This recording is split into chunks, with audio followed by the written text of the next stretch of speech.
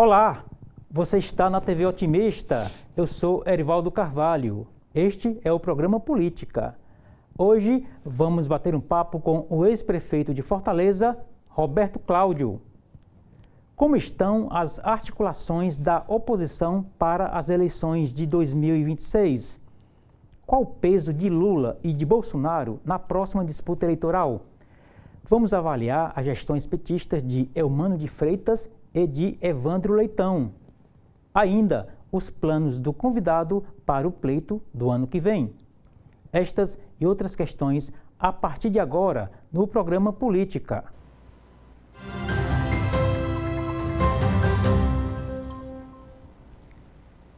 Roberto Cláudio Rodrigues Bezerra é médico.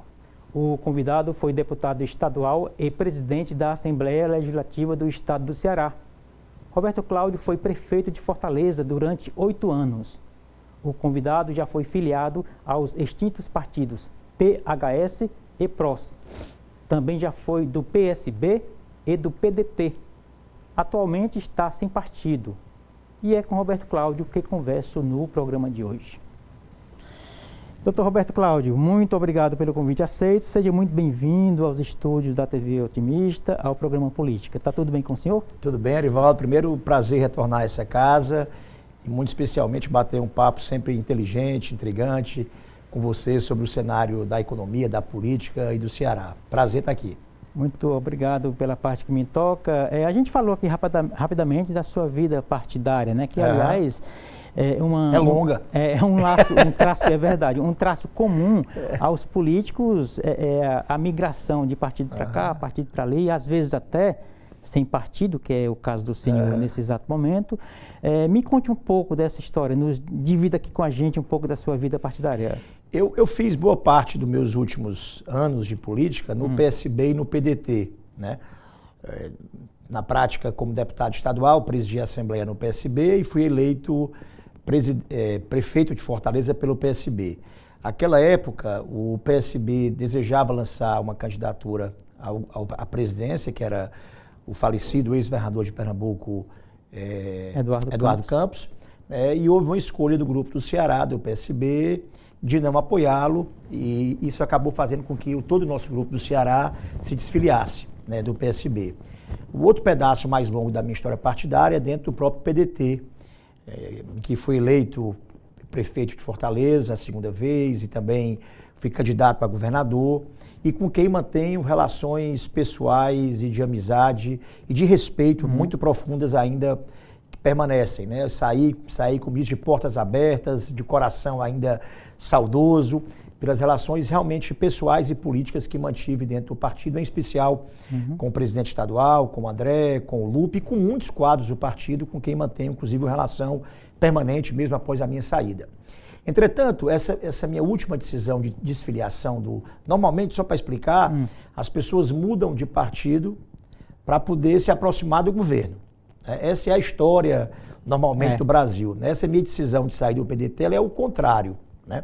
É uma decisão de poder lutar com muito mais conforto na oposição. Na verdade, eu perdi a eleição de 2022 para o governo e desde então eu passei a fazer uma oposição crítica ao governo do atual governador Eumano, do PT, mas também, sempre que possível, eu tenho dado minhas sugestões, minhas opiniões, para não ficar só no rame-rame da reclamação do que está ruim, né? Também ajudar o Estado do Ceará e cutucar a ser feito o que poderia ser feito, né? E que, infelizmente, não está. Nós vamos discutir mais um pouco sobre isso mais na frente. Então, chegou uma hora em que a minha compreensão é que o posicionamento do PDT hoje, na base do presidente, que é do PT, que é o Lula, e da prefeitura, que é do Evandro, e um desejo de parte do partido também de dar apoio ao governo estadual do PT, tornava a minha presença desconfortável para mim mesmo, que estou na oposição, para um grupo mais ligado a mim, né, e de amigos que pensam como eu, e também para alguns membros do PDT. Então, de forma conciliada e conversada, eu decidi sair para fazer de forma mais livre, mais confortável, para ambos os lados, a oposição que eu tenho feito, né?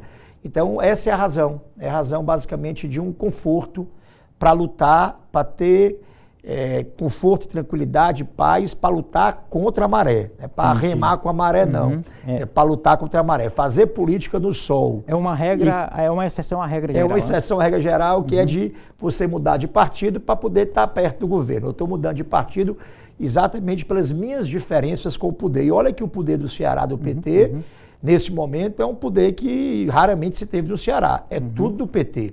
Entendi. Governo federal é do PT, governo estadual é do PT e a prefeitura de Fortaleza é do PT. Então, o PT está com todo o poder e toda a força. Então, tomar uma decisão dessa não é muito comum. Né? Na verdade, não sou só eu, não. Tem muita gente que está dentro do próprio PDT e de outros partidos que estão pensando igual a mim.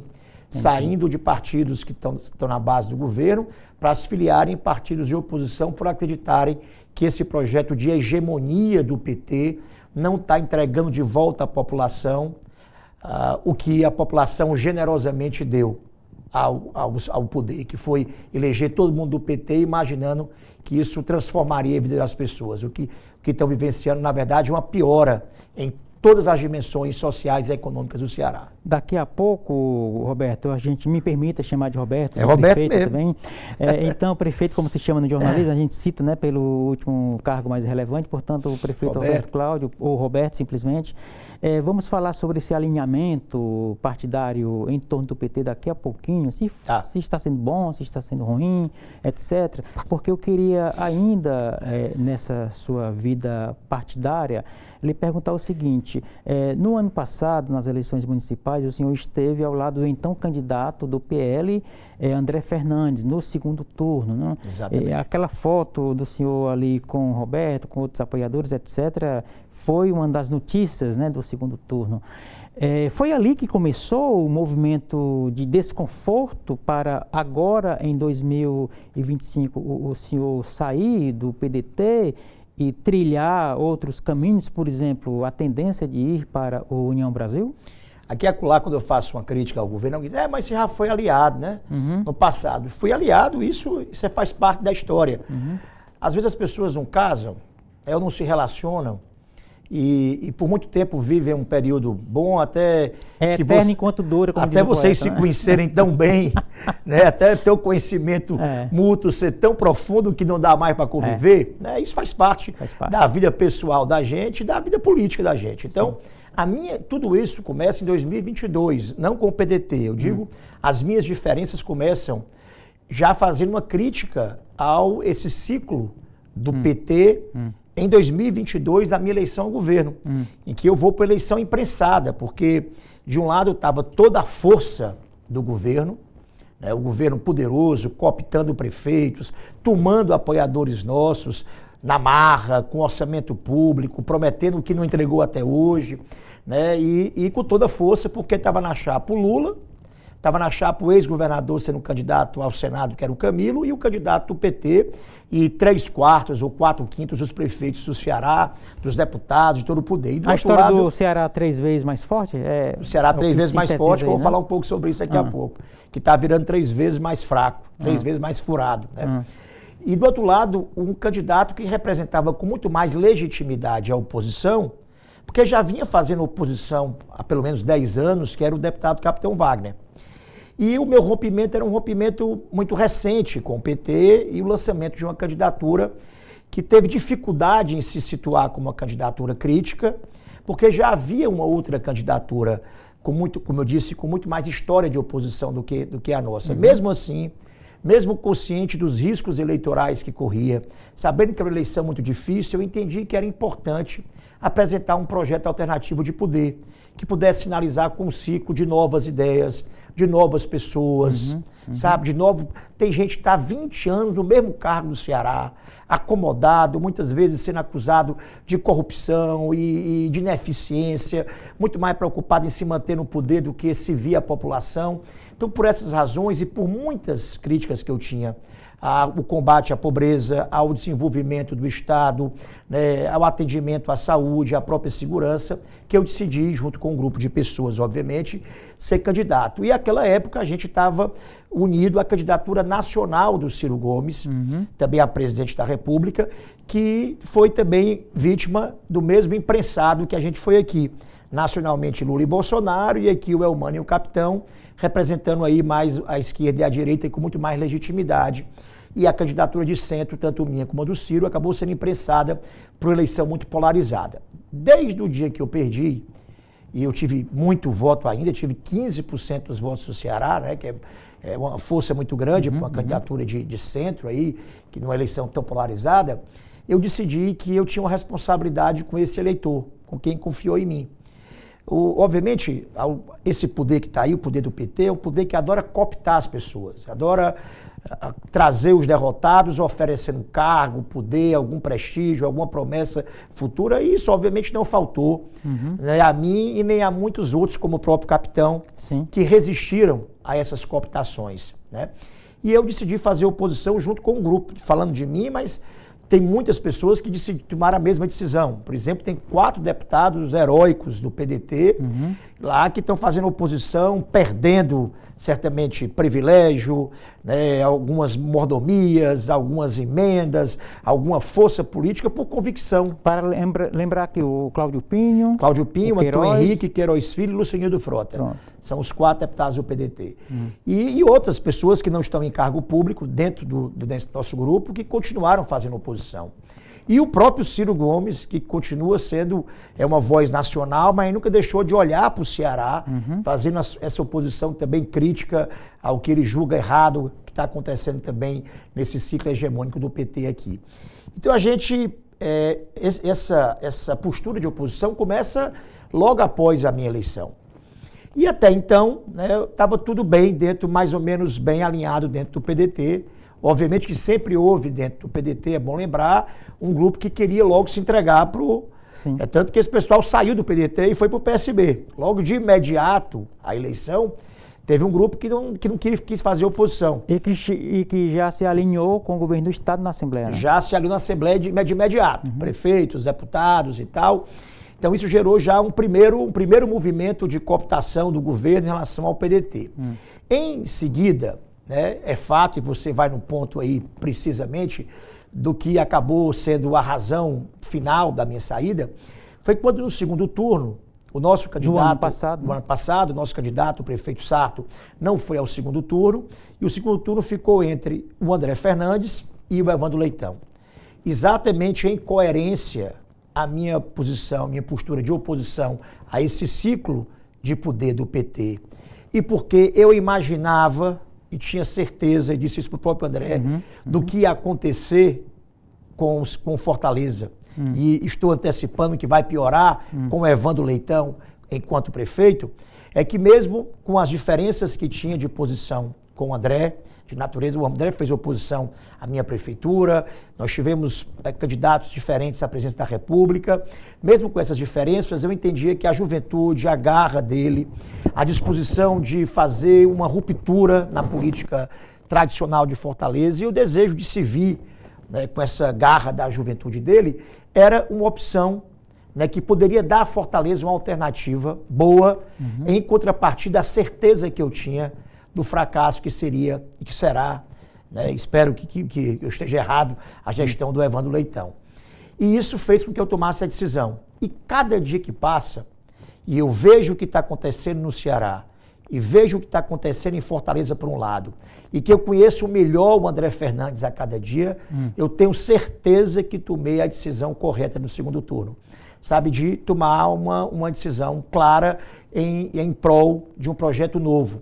O André é uma pessoa correta moralmente, sabe, que está querendo servir ao Estado, né, e trazer o que ele acumulou de experiência parlamentar, mas também amadureceu politicamente ao longo desse tempo e entende que são importantes as alianças para construir um projeto de poder alternativo e tem se tornado um líder importante. Hoje é um líder importantíssimo de Fortaleza, mas tem se tornado um líder importante hoje político do Estado do Ceará.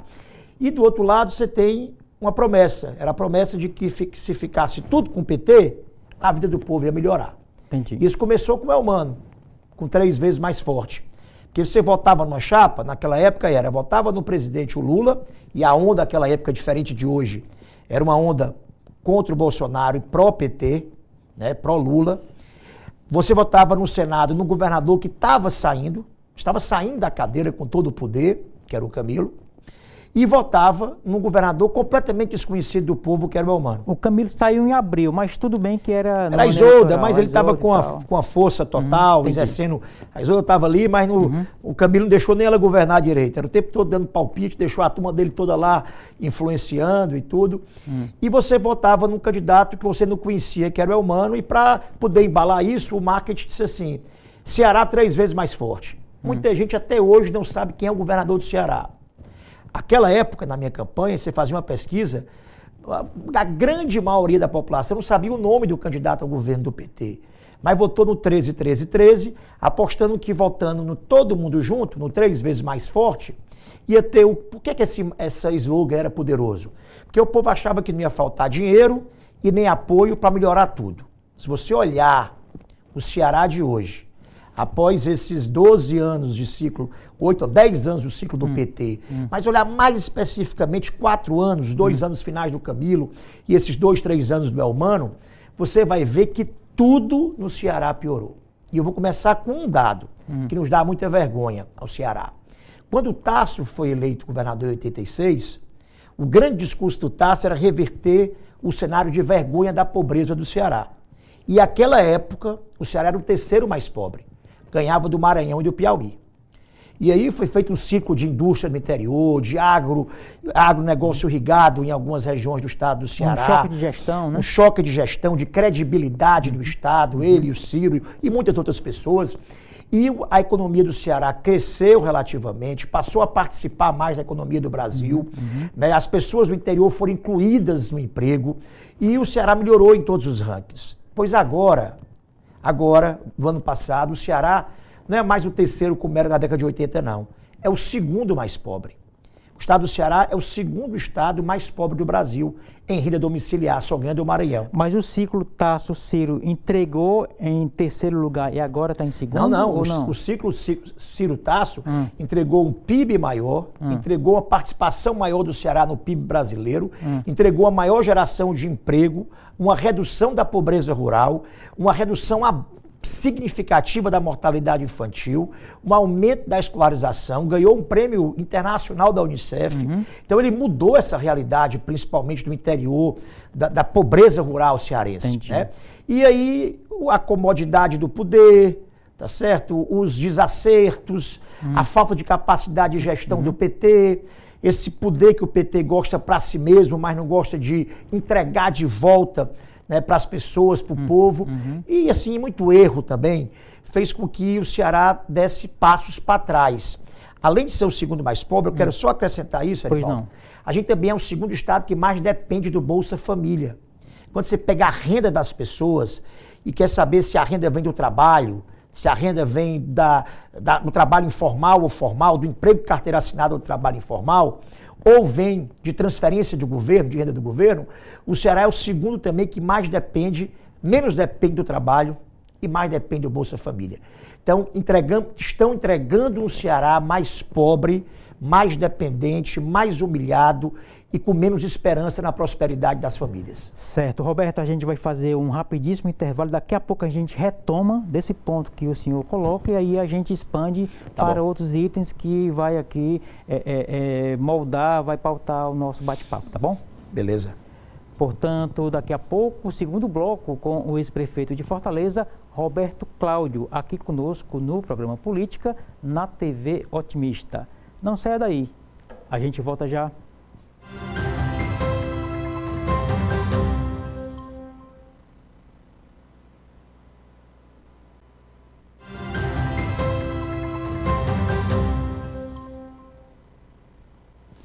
Estamos de volta para o 2º bloco do programa Política de hoje. Eu sou Erivaldo Carvalho e você está na TV Otimista. Este é o programa Política que recebe Roberto Cláudio. Ele é ex-prefeito de Fortaleza, foi deputado estadual, foi presidente da Assembleia, já se candidatou a governador do estado, a prefeito de Fortaleza no ano passado e agora está conosco aqui, fazendo aqui um apanhado, uma síntese do contexto político, nacional e também local. E você também está na internet, não é isso, Roberto? Como é que faz para lhe encontrar na internet? Olha, eu tenho um Instagram, que é Roberto Cláudio Oficial. tenho tentado aí interagir diariamente com as pessoas. Eu mesmo, quando é direct, crítica, ou elogio e mensagem, tento aí ler tudo, coisas boas e coisas que são críticas também aos meus comentários, mas tenho tentado analisar a política, a economia, o dia a dia do Ceará de forma equilibrada, obviamente mais crítica, mas equilibrada praticamente diariamente. Então, participem, quanto mais gente entrar lá e compartilhar e comentar e dar a sua opinião, melhor para a gente aprimorar também o nosso trabalho nas redes. Então, para repetir, para quem não anotou... Roberto Cláudio Oficial. Muito bem. Inclusive, Roberto, no seu usuário, no seu perfil, né, que é basicamente um canal de comunicação em que você solta alguns vídeos, né, inclusive focando em alguns aspectos, né, da política estadual, como, por exemplo, as finanças públicas, né, estaduais. Aqui e ali o senhor coloca alguns números, faz um cenário, um panorama. A preço de agora, como que estão os números do estado do Ceará, Roberto? Eu estava falando, quando acabou o bloco passado, sobre como o Ceará retrocedeu no combate à pobreza. O Ceará virou o segundo estado mais pobre relativamente em todo o Brasil, ganhando só do Maranhão. Outro passo para trás grave que a gente está dando é na gestão pública, na gestão das contas públicas, do dinheiro público. A gente teve um ciclo aí de austeridade, de organização, fiscal, que fez do Ceará um exemplo para o Brasil. Por pelo menos aí uma década e meia, o Ceará era o estado mais austero e mais bem organizado financeiramente de todo o país. Pois agora, né, esses dados que eu vou falar agora são dados da Lei de Diretrizes Orçamentárias. Está na Assembleia, é uma lei do próprio governo. Né? Se você pegar o de 2025 e 2026, das previsões que o governo está fazendo, o governo está prevendo para esse ano. O Ceará passou muitos anos em superávit. Quer dizer, superávit é acabar o ano com dinheiro em caixa. Pouco ou muito, pagou as despesas do ano todo, guardou um dinheirinho na poupança. É o famoso gastou menos do que recebeu. Gastou menos do que arrecadou. Então acabou o ano, é como se ficasse conta da família. Terminou dezembro, ficou um dinheirinho em caixa, isso é um superávit. Né? Do outro lado, acabou o ano e está no vermelho, está devendo, é o déficit. Né? E esse déficit, né, que é o tamanho do rombo que fica do Estado, calculado pelo próprio governo para 2025, para esse ano, é de aproximadamente R$1 bilhão. Olhe lá, isso foi o próprio governo que fez a previsão. Se isso não tivesse subestimado, se a gente não terminar esse ano com mais de R$1 bilhão no vermelho. No próximo ano, a previsão do governo é de acabar com quase 2,4 bilhões, com B de bola, bilhões de déficit no vermelho no Ceará. E assim, isso é a conta do dia a dia. Isso é o pagamento de servidor, são as obras, é o dinheiro da saúde, da educação. E você pergunta, e o que aconteceu que um estado que era superavitário, que tinha poupança, para virar um estado devedor? Ineficiência, má gestão, desperdício e, eventualmente, né, muitas denúncias aí que estão sendo investigadas até de corrupção. Mas o que interessa é um dinheiro mal gasto. Como é que um governador começa um governo, Erivaldo, como o Elmano começou, e assim, a gente quando começa um governo, a gente começa organizando a casa. Isso faz parte da lógica da gestão pública. Primeiro ano é um ano de você cortar desperdícios, avaliar todo tipo de investimento, se é necessário ou não, até organizar porque não tem um apelo eleitoral de anos, né, em que você tem que gastar mais. Porque é o momento político que você tem força, inclusive. Tem o crédito da população para fazer isso. E explicar, olha, a gente precisa nesse primeiro ano organizar a casa, fazer projeto, fazer plano, apertar o cinto se for preciso, exatamente. O Elmano pegou, não pode dizer que não sabia, porque ele é o governo de continuidade do Camilo, já pegou o governo no vermelho, com a dívida depois eu falo um pouco da dívida, com a dívida de 20 bilhões, dívida com o banco, de 20 bilhões, já devendo a Previdência, sem repassar a Previdência, quase 500 milhões. Então assim, já pegou no vermelho. Então, se a prática é começar organizando a casa, com a consciência que você pegou já o governo mal administrado, ou com rombo no vermelho, aí que é preciso você organizar a casa mesmo. O que ele fez? Criou 17 secretarias. Aumentou em mais de 100% o gasto com terceirizado. Sabe para quê? Para poder abrigar e dar emprego para os petistas influentes e os aliados que fizeram a sua eleição. Não foi para aumentar investimento em educação e saúde. Não foi para melhorar a segurança. Foi para inchar o Estado, para fazer política no primeiro ano de governo, pagar a conta política do passado. E qual é a consequência disso para o cidadão que mora no Bom Jardim, ou mora em Potiretama, ou que é do Limoeiro do Norte e que precisa de segurança, de saúde e educação? É que está faltando esse dinheiro que foi usado para inchar a máquina, para fazer política e pagar a conta da eleição, é o dinheiro que está faltando para concluir obra. O Estado do Ceará virou um parque de obra parada. É o dinheiro que está faltando para poder ampliar cirurgia, exame e consulta. É o dinheiro que está faltando para fazer mais creche e mais escola em tempo integral. Mas as cirurgias estão acontecendo, né? Deixa eu te falar. O Elmano prometeu zerar a fila de cirurgia no primeiro ano. Tinham 60 mil pessoas nessa fila. Essa fila no terceiro ano, em várias especialidades, é maior do que quando ele recebeu o governo. Então, ele, na verdade, está piorando essa fila de cirurgia, exame e consulta para a população em 3 anos. Então, assim, e a segurança, né, que foi tão prometida, que esse alinhamento do PT com PT ia melhorar. Hoje, o Ceará é o estado da maior taxa de homicídios do país. Né? E, assim, a impressão que está é que o PT meio que desistiu dessa luta. Né? Tá achando que é uma luta derrotada, tem um conformismo em relação ao poder do crime organizado no Ceará. Isso é falta de dinheiro, em parte porque o Estado está gastando mal, gastando com a política e com os políticos e não com a população e com o povo, e parte também é uma incapacidade administrativa, sabe, de liderança. No caso da segurança especificamente, tudo começa pela autoridade. Se o problema não for entendido como prioridade e o líder maior não disser para a população que essa é a grande prioridade e agir com autoridade, quem está abaixo dessa hierarquia não vai fazer o mesmo. Agora, Roberto, o governo sempre coloca que está havendo mais investimento, mais entregas, viaturas, armamento, concurso, convocação de aprovados, ou seja, me parece que o governo tem resultados a apresentar, mas isso não está sendo... Não, ele tem propaganda, falando da quantidade de policial e viatura que ele está colocando. Muitas aí, Erivaldo, e ele não diz isso, são em substituição. É trocar sempre meia dúzia. Compramos 1.000 viaturas, pergunta quantas quebraram. Estamos contratando 2.500 policiais, pergunta quantos foram para a reserva. E não é só isso que resolve. Se fosse isso, a segurança do Ceará estava melhor. É preciso um outro tipo de atitude. Por que é que em Goiás está melhorando? Por que é que em São Paulo está melhorando? Porque há uma decisão do governador, o envolvimento pessoal. A experiência do ex-secretário de Segurança do Rio de Janeiro, aqui no Ceará, por ser Rio de Janeiro uma bomba da insegurança pública até de parâmetro internacional, não ajuda aqui na estratégia? É o contrário, né? É exatamente o contrário. Eu nem conheci o secretário, na verdade, não conheço bem, e nem o Ceará conhece. É o primeiro secretário de Segurança Pública que eu acho que os secretários de Segurança, eles aparecem tanto e precisam aparecer tanto pelo tamanho do problema, que acabam virando pessoas públicas conhecidas.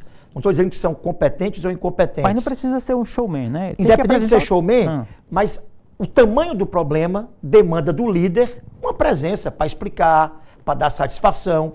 Então é comum que os secretários de segurança sejam pessoas conhecidas. Esse, se passar na rua, ninguém sabe quem é, o nome muito menos. Né? E eu acho, honestamente, aqui dentro, que isso é uma estratégia do governo. O governo, como desistiu de lutar pelo enfrentamento às facções, acha que quanto menos falar disso, quanto menos colocar esse destaque, menos desgaste vai ter. É uma pauta incômoda, então? Porque é uma pauta que é impopular. Só que essa atitude política de evitar falar do problema, evitar colocar o problema no centro do problema, é que está dando conforto para as facções virem para Fortaleza. Olha o que aconteceu essa semana. Encontraram as mansões de 5 andares com piscina, academia, com tudo de luxo, dos traficantes cearenses lá nos morros do Rio de Janeiro. Eu tenho dito há muito tempo, essa conexão do crime do Ceará é uma conexão diretamente com o crime organizado mais poderoso do Brasil, que é do Rio de Janeiro. Eu até tenho uma gravação no meu primeiro ano alertando o Elmano, se ele não cuidar, o Ceará de amanhã vai virar o Rio de hoje. E é o que está acontecendo. E as imagens mostradas essa semana comprovam isso. O pessoal está comandando o crime organizado. Aqui do Ceará, lá da Rocinha. Hoje com a facilidade de comunicação, né? Exatamente. Aí resolvem trazer para cá, nem conheço o secretário, mas um delegado do Rio de Janeiro, né, que é o estado que é o pior exemplo do Brasil de combate, ex-secretário de Segurança, que foi incapaz de segurar o aumento do crime organizado no Rio para o Ceará. Então, assim, só é escolha errada, decisão errada e, no fundo, uma falta de autoridade pessoal e envolvimento pessoal do governador. Eu tenho certeza que por trás disso tem uma estratégia de comunicação preocupada em voto, em política, e não resolver o problema do povo, que é não falar de segurança, evitar o assunto. É melhor dizer, falar dos celulares, que foram 300, 400 celulares que foram devolvidos, mas não enfrentar o problema de frente. E isso tem feito com que... Isso é uma escolha. Quando o governo endurece, o crime organizado vai para outro canto. Olha Goiás e São Paulo, repito. O que é que está acontecendo lá? O governador tem autoridade, deu força e estímulo à polícia, está trabalhando diariamente no combate ao crime organizado, está falando disso todo dia. O Ronaldo Caiado em Goiás, ele é duro, ele não... Pois é, e os resultados aconteceram. Isso. E o que é que acontece? Aonde a conversa é mole, aonde não se fala do problema, o crime se cria. E está se criando no Ceará exatamente por falta de autoridade, por falta de prioridade e por uma estratégia que é perniciosa, venenosa ao nosso povo, que é simplesmente porque politicamente não é conveniente tratar disso, vamos esconder essa poeira debaixo do tapete. Então, certamente que não seria alguém que teve insucesso no Rio que iria resolver aqui o nosso problema no Ceará. Mas voltando ao assunto, você começou perguntando do dinheiro. Isso. Eu estou falando como a falta do dinheiro faz falta ao povo, como o dinheiro mal gasto. Afeta as entregas, né? Afeta as entregas, afeta a obra, afeta investimento público. Olha a porrada de obra parada que tem no Ceará hoje. Vou citar só algumas aqui na região. Anel Viário, começou com o CID. Aquário, começou com o CID. O Cinturão das Águas também começou no governo do CID. Metrô, sabe assim, falando só aqui da região metropolitana. Todas obras paradas, inacabadas, abandonadas, que vão ter 12, 14, 15 anos. E obras vão ficando mais caras e algumas ficam inviáveis ao longo do tempo. Fora centenas de obras de escolas e creches, centenas de obras de convênios do governo com as prefeituras que foram feitas para eleger o Almano em 2022. Depois o dinheiro acabou de ser repassado. Converse, nem todo prefeito vai querer falar, mas converse um pé de ouvido com os prefeitos. Todos têm uma lista de obras de 2020, da eleição de 2022, que estão paradas ou andando a passo de cágado, porque o governo não tem dinheiro para repassar. Isso é um problemaço para o Ceará. A dívida, para terminar a parte financeira, tem uma coisa que é o ano fechado, a conta de padeira, a conta da família, que é o superávit, que eu disse, que é a poupança, ou o déficit, que é o rombo. Mas tem uma outra conta maior, que é a dívida que o Estado faz com os bancos. E essas dívidas muitas vezes são investimentos que foram importantes para o Ceará no passado, mas agora o governo atual está fazendo investimento em dívida com o banco para pagar a dívida velha. Não é investimento para fazer obra de água hídrica, ou estrada nova, ou investimento em desenvolvimento, ou mais saúde, ou mais educação, ou mais segurança. O grosso desse investimento é dívida nova para pagar a dívida velha. No popular seria... Trocar o cheque especial pelo cartão de crédito ou vice-versa, né? Trocam os juros alto por um mais alto, mas ganham tempo, ganha um prazo. Compra a própria dívida, só que aumenta o montante que fica devendo. É mais ou menos isso. Eu tenho um dado para dar. A dívida em 2023, no primeiro ano do Elmano, era uma dívida de 19,5, 20 bilhões arredondando, certo? 20 bilhões de reais. Qual ano aí? Primeiro ano do Elmano, 2023. Certo. Ele recebeu com uma dívida de 20 bilhões com os bancos. Ele vai entregar 2026, qual é a lógica? É você diminuindo a dívida, pagando essa dívida ao longo do tempo, porque todo ano o governo paga aí 3,5 bi de juros e amortização. Então era para diminuir, vai chegar em 2026 essa dívida... Seria o normal você reduzir a dívida ao longo do tempo. Isso. Só que ela vai sair de 20 para 24 bilhões. Aí você pergunta, mas por quê? Porque foi feito um financiamento novo para fazer um castanhão novo? Para fazer uma obra de água nova, para fazer um porto novo, não. Foi feito dívida nova para pagar a dívida velha.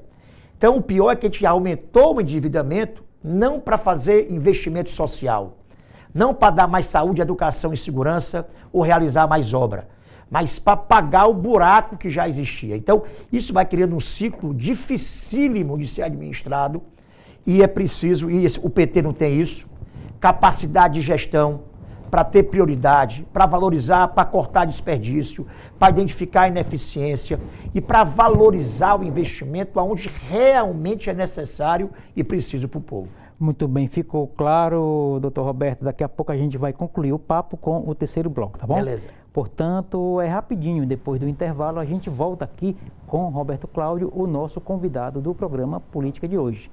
Não saia daí, a gente volta já.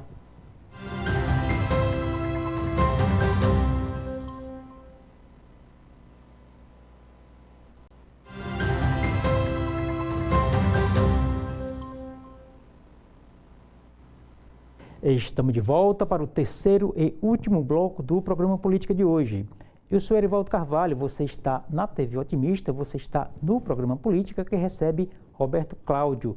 Ele foi do PDT, o último partido, está indo para o partido... União Brasil. Muito bem. Já tem as tratativas, quando vai ser, etc? Tem. A gente está aguardando aí a federação do União Brasil com progressistas, será um partido novo, será o maior partido do país, que é a União Progressista. Isso.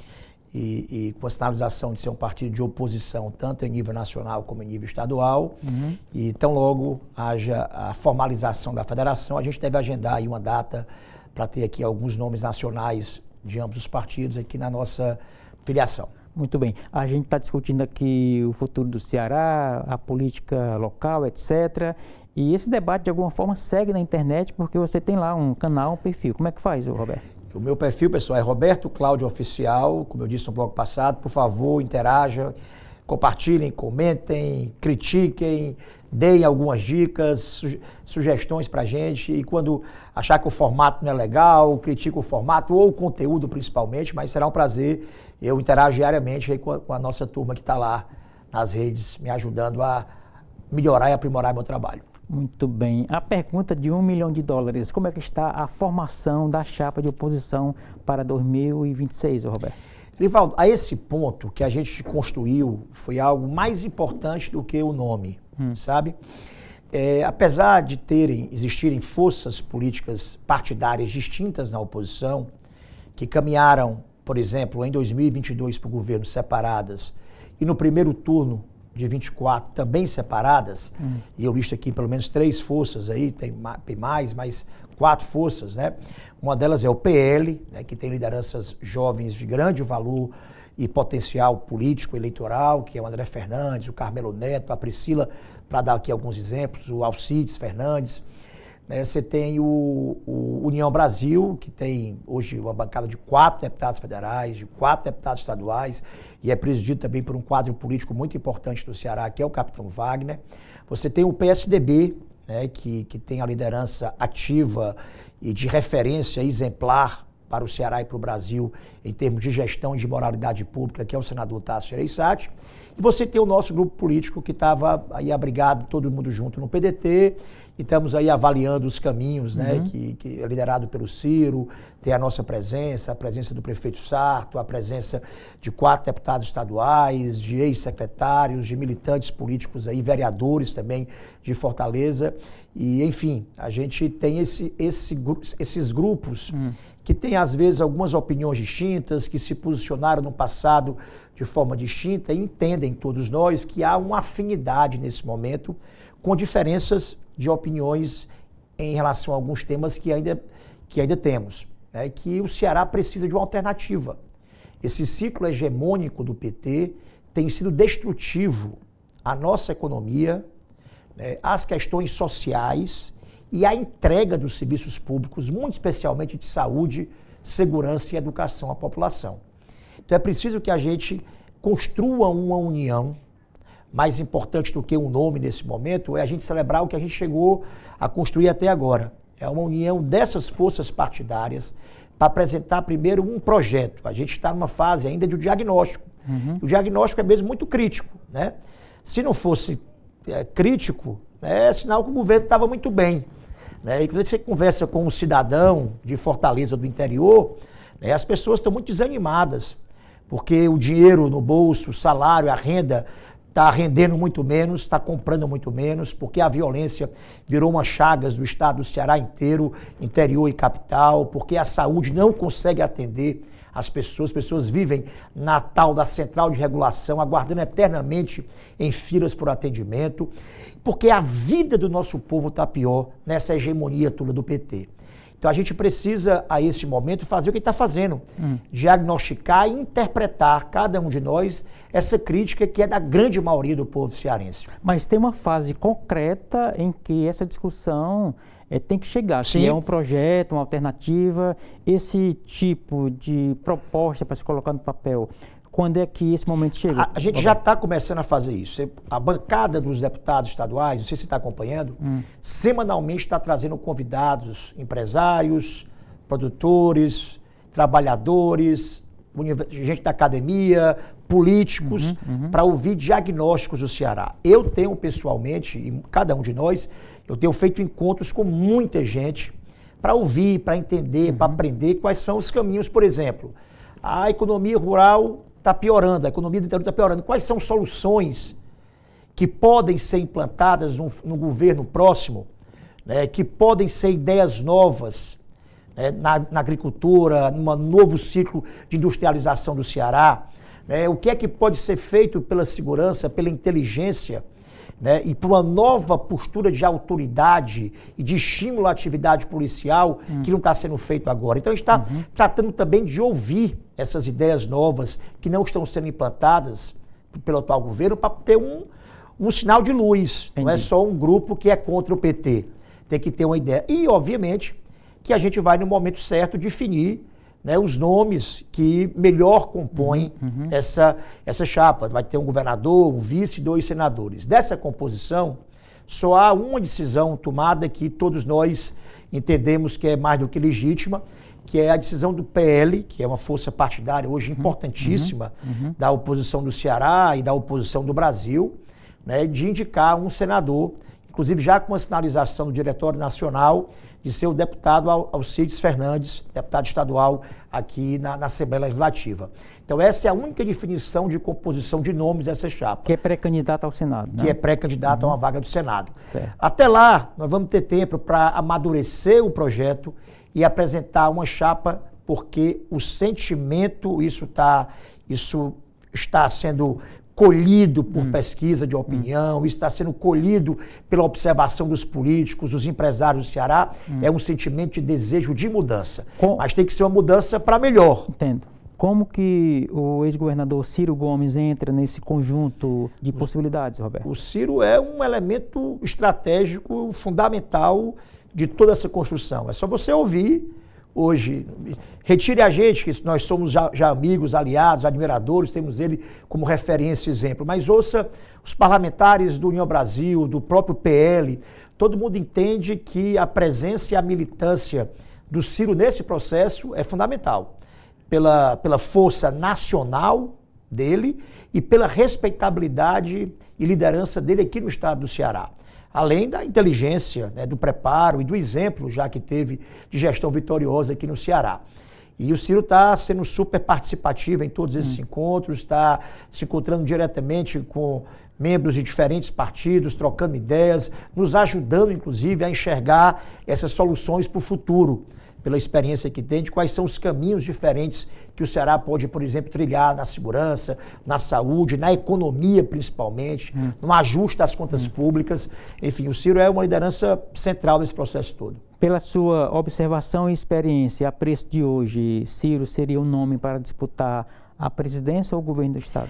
Você tem que trazer o Ciro aqui, entrevistá-lo para ele dizer isso. Mas eu desejo muito ver o Ciro candidato no próximo ano. Entendeu? Isso é um desejo meu, porque acho que ele tem a força, a garra, a juventude de espírito e de idade também, e as ideias. Entendi. E a vontade de poder dar a sua contribuição.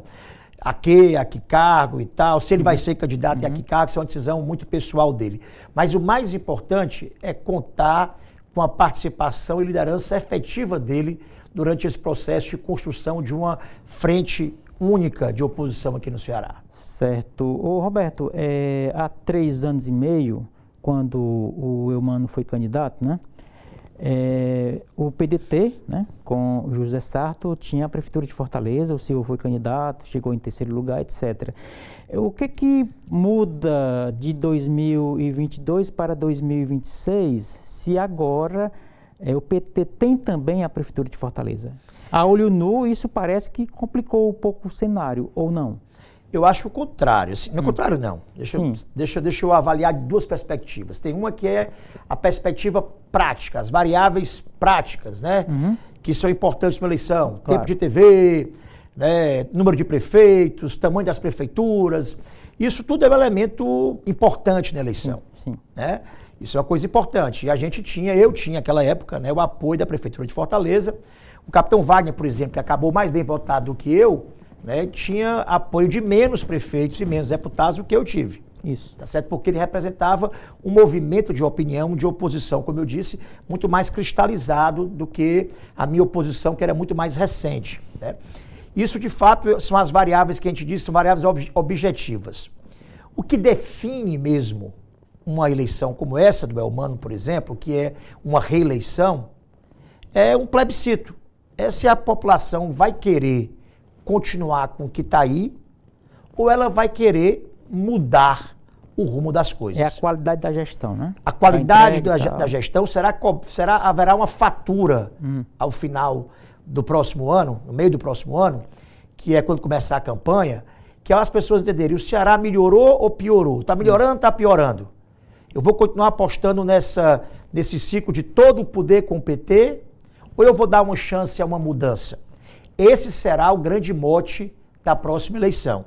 Então, você perguntou sobre a Prefeitura de Fortaleza. Isso vai fazer com que a cobrança do povo sobre o PT aumente. Porque antigamente diziam, não fiz isso, o problema do ICC, o problema da Santa Casa, o problema não sei de quê. Era o tempo todo, o Camilo transferia a culpa para o Bolsonaro da segurança pública. O Eumano estava transferindo a culpa dele, da responsabilidade do tratamento do câncer do interior, à Fortaleza, para você ter uma ideia, para confundir a opinião do povo. E agora, José? Está tudo com o PT. Então o povo, e a gente cobrará, e o povo cobrará, que eles têm todo o poder para resolver o problema do povo. A Prefeitura de Fortaleza, o governo do Estado e o governo federal. Então essa fatura será cobrada próximo ano. E na minha visão, na minha opinião, né, o sentimento não é só de mudança. As pessoas estão querendo mudar porque estão frustradas. Entenderam que a fórmula do 3 vezes ou 4 vezes mais forte de tudo com o PT deu, na verdade, foi comodismo, foi arrogância, foi soberba, ao invés de ter dado assim, desejo de arregaçar as mangas e transformar todo esse poder em serviço, em trabalho, em entrega para o povo. E o senhor, o que vai ter como, além da experiência, de expectativa para a candidatura, Roberto? Eu estou muito feliz em participar desse ciclo de organização dessa união, ser mais um em entender que agora é hora de desprendimento pessoal para a gente unir a oposição, construir um projeto e mais na frente escolher nomes. Eu quero ser candidato, não minto de ninguém, em 2026. A que cargo? Ao cargo que for o mais assim, conveniente para o grupo da oposição. Entendi. Para o nosso projeto de mudança do Ceará. É um soldado do partido, né? Essa palavra antiga eu não quero usar não, mas não é isso não. Claro, desejo de ser governador, eu tenho, né? Mas isso tem que ser no momento certo, na conveniência certa, né? Então, assim, eu não tenho nenhuma obsessão, né, por isso. Tenho um desejo de um dia servir ao meu estado e poder fazer, por exemplo, o que eu fiz em Fortaleza. Né? Mas isso tem o seu tempo, tem a sua conveniência e o mais importante é esse desprendimento pessoal que a oposição tem hoje, de entender que primeiro temos que fazer o diagnóstico crítico, depois apresentar o projeto e lá na frente entender qual é a melhor, mais competitiva e mais capaz administrativamente chapa que a gente possa apresentar para poder sinalizar uma mudança com prosperidade e esperança ao Ceará. Muito bem. Gostei demais do papo, apareça outras vezes, viu, Roberto? Gostei muito da sua experiência, da sua inteligência, é sempre bacana falar com você. Parabéns pela trajetória, boa sorte na caminhada, as suas rápidas despedidas por hoje. E deixa o Instagram, viu? Tá bom, beleza, obrigado. Primeiro, muito obrigado pelo convite, Erivaldo. Mais uma vez, dizer que é um privilégio estar aqui na TV Otimista, expandir essa gratidão também e parabenizar o trabalho do Adriano Nogueira, que está, inclusive, levando o Grupo Otimista para outros estados do Brasil, levando o nome do Ceará para fora do Ceará. E destacar que falar sobre política, debater o Ceará, tem sido a minha tarefa diária enquanto membro da oposição. O que a gente espera agora como oposição é ter uma oportunidade de sair desse espaço da crítica, da observação, para poder ter uma oportunidade, todos nós, enquanto oposição, de mostrar que somos capazes de mudar para melhor a vida do povo cearense. E o Instagram? Roberto Cláudio Oficial. Valeu, obrigado. Muito obrigado mais uma vez, Roberto. Até a próxima. Obrigado, Erivaldo. E assim chegamos ao final da edição de hoje do programa Política. Até o nosso próximo encontro. Forte abraço.